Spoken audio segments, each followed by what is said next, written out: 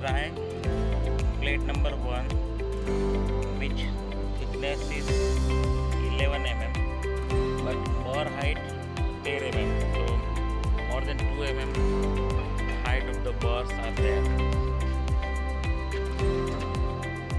We can set pressure first here.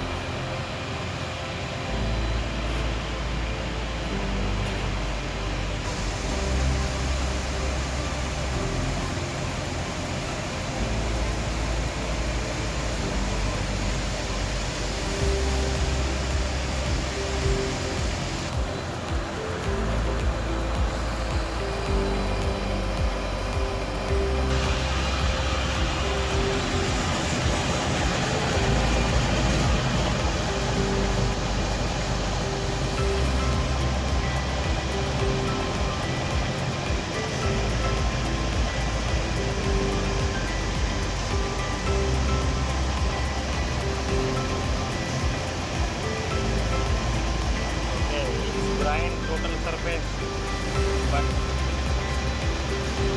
there is slug not removed, so